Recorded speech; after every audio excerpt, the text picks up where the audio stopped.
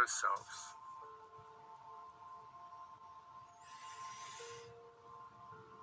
The concept of the shadow began with Carl Jung, who saw this work as important for anyone on the path of individuation.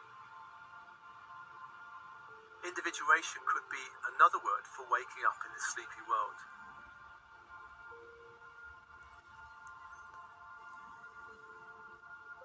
Carl Jung saw the shadow as containing both light and dark energies.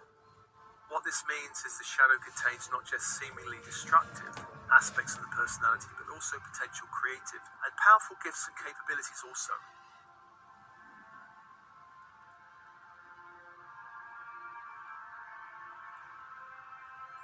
This Ascension News offering came about because of a comment on a recent transmission called Angelic and Star Races Support. The comment was about whether this track was, quote, harmful to the shadow self, because I do not want her harmed in any way or the connection to my natural darkness, end of quote. So it seemed this was a natural nudge from the universe to speak about the important topic of shadow selves.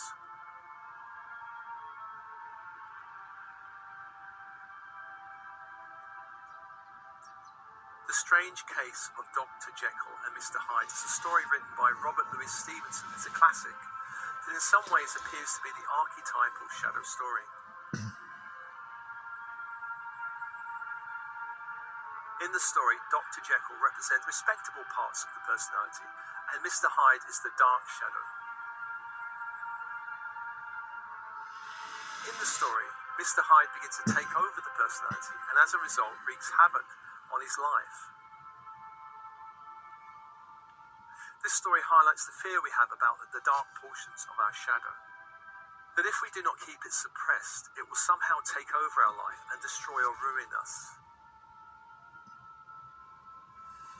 And this kind of connection is very Freudian, because Freud believed the unconscious mind was a repository for socially unaccepted ideas, wishes, desires, traumatic memories, painful emotions that needed to be put out of mind by the mechanism of psychological repression.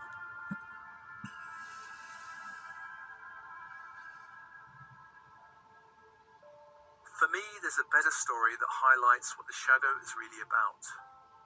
And this story comes from that wonderful book, Embracing Ourselves, by Hal and Sidra Stone. I've summarized the story somewhat. Once upon a time, there was a tigress who was about to give birth. One day she was out hunting when she came upon a herd of goats. She gave chase, and even in her condition managed to kill one of them. But the stress of the chase forced her into labor, and she died as she gave birth to a male cub. The goats who ran away returned when they sensed the danger was over. They approached the dead tigress. They discovered the newborn cub and adopted him into their herd. The tiger cub grew up amongst the goats, believing he too was a goat. All went well until one day an older tiger approached the goat herd, attacked and killed one of the goats. The rest of the goats ran away as soon as they saw the old tiger, but our little tiger, who believed he was a goat, saw no reason to run away. Of course, he sensed no danger. Although the old tiger was a veteran of many hunts, he had never in his life been as shocked as he was when he was confronted by this young tiger.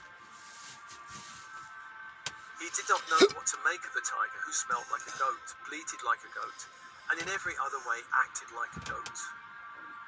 The old tiger grabbed the young one by the scruff of the neck, dragged him to a nearby creek, and showed him his reflection in the water. But the younger tiger was unimpressed with his own reflection. It meant nothing to him, and he failed to see his similarity to the old tiger. Frustrated by this lack of comprehension, the older tiger dragged the younger one back to the place where he'd made his kill. He forced the young tiger to take a bite from the dead goat. When the young tiger had finished chewing, he stretched, and then for the first time in his young life, he let out a powerful roar, the roar of a jungle cat. Then the two tigers disappeared together into the forest.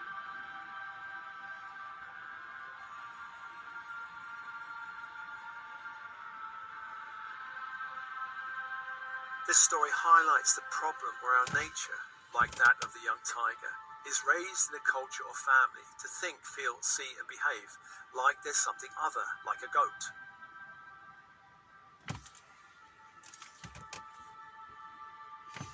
When our authentic self is hidden beneath layers of conditioning, we will never be fully ourselves until something or someone comes along to wake us up.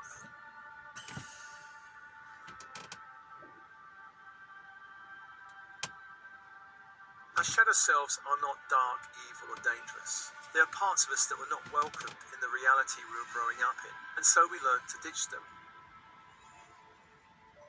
These parts fled deep into our unconscious minds, where they continued to remain until something shifted that allowed them to reintegrate with the personality.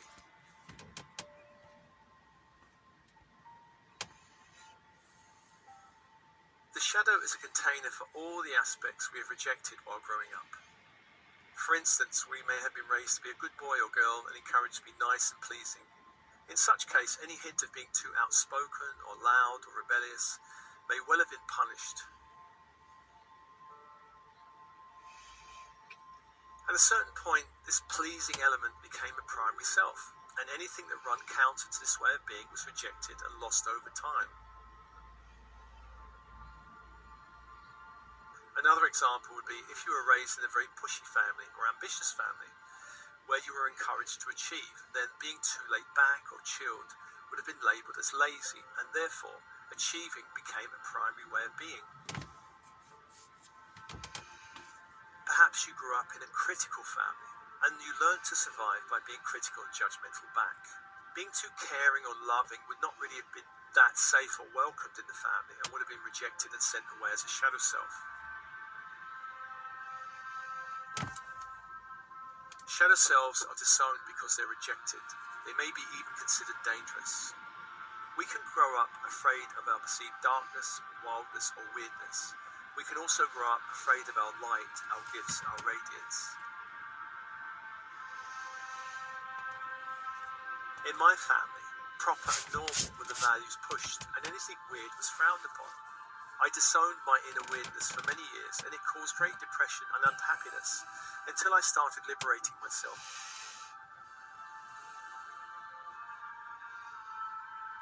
Religion has long created a deep and dark shadow in society.